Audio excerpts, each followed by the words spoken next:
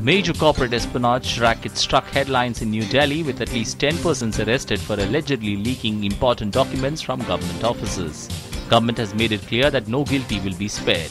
It also did not rule out nexus of middlemen and some government officials in the espionage cage and indicated expanding the probe to other ministries. It is alleged that classified documents including an input for the upcoming finance minister's budget speech were allegedly leaked. At least 20 Afghan policemen were killed in a Taliban attack near Kabul, bringing to 26 the number of officers to die since the start of an army offensive aimed at weakening the insurgents. The assault saw Taliban gunmen and suicide attackers strike police headquarters in Puli Alam city south of Kabul. The attack came as police and troops in their first major assault since the US-led NATO forces ended their combat mission last December began targeting militants in restive Helmand province. At least 6 people, including 2 policemen, were killed in a suicide bomber blew himself up near the police headquarters in Lahore. The Taliban faction claimed the attack as revenge for execution of its members by Pakistan government. The attack was the third in a series of high-profile attacks in the last month, triggered by a government decision in December to begin hanging those convicted of terror attacks. Pakistan reversed an informal 6-year moratorium on the death penalty following Peshawar's attack on an army school.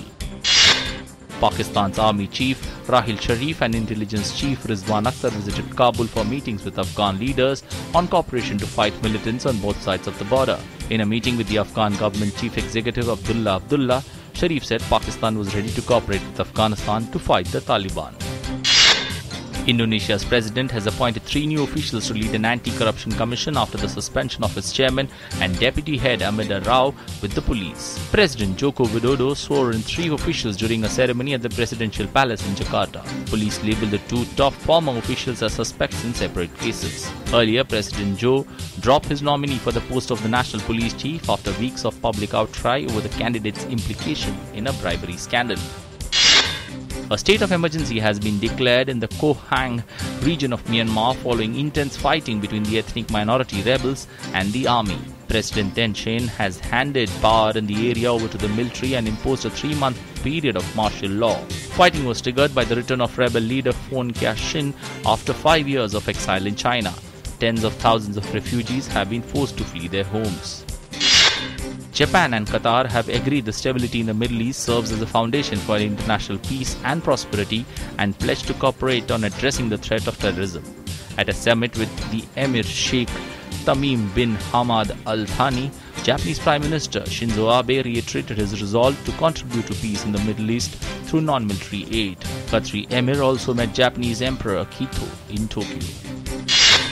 Indian Prime Minister Narendra Modi's monogram suit has been auctioned for 4.31 crore rupees.